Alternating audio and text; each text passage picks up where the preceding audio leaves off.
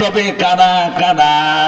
আল্লাযীনা হুম ফী সালাতিহিম খাশিউন, যাদের নামাজে খুশু পাওয়া যাবে তারাই সফল কাম হবে, ঠিক কি না?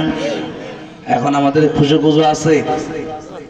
আমাদের নামাজে খুশু আছে? কথা বলেন না কেন?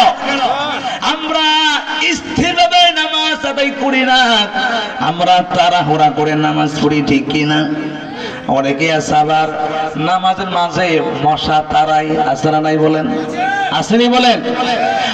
মুসলমান, এই জন্য এই সমস্ত নামাজ যদি কিয়ামত পর্যন্ত তুমি আদায় করো, ভালো করে কপালে লিখে নাও। এই নামাজ পড়তে পড়তে কপালে দাগ ফেলবা, কিন্তু এই নামাজ তোমাকে জান্নাত দিতে পারবে না, ঠিক কি না? এই জন্য আমরা নামাজের মতো নামাজ পড়তে চাই কি চাই না? চাই কি চাই না? মুসলমান, আমি লম্বা আলোচনা করব না, কারণ হলো এক একটা বিষয় লম্বা আলোচনা, বেশি একটা যাব না, আমি সংক্ষিপ্ত আকার করে করে শেষ করে দিব। থাকবেন তো ইনশাআল্লাহ? মুসলমান, 3 নম্বর হলো আল্লাহ বলছেন অমিম্মা রাযাকনাহুম ইউনফিকুন। আল্লাহু আকবার বলেন।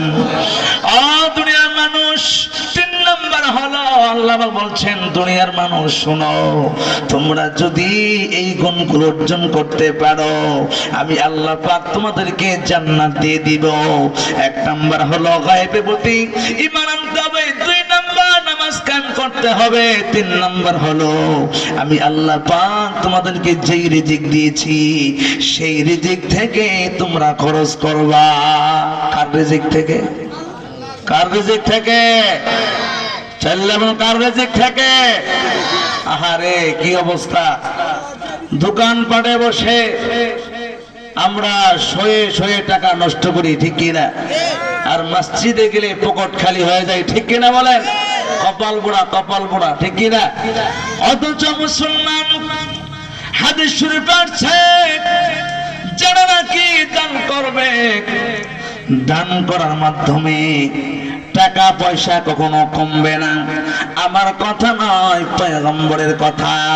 পয়গম্বর বলেছেন ক্বালা রাসূলুল্লাহি সাল্লাল্লাহু আলাইহি ওয়াসাল্লাম মা নাকাসাত সাদাকাতুম মিন মালিন। দান সদকার মাধ্যমে মাল কখনো কমে না, টাকা পয়সা কখনো কমে না, বরঞ্চ যারা টাকা পয়সা মহব্বতে মসজিদ মাদ্রাসায় মাহফিলে দান করে তাদের সম্পদকে পবিত্র করে দেন কে? এজন্য দান করতে রাজি আছেন তো ইনশাআল্লাহ? মুসলমান, আজ আমরা দান করতে চাই না, এই জন্য আজ যারা দান করেছেন আমি আপনাদের জন্য মন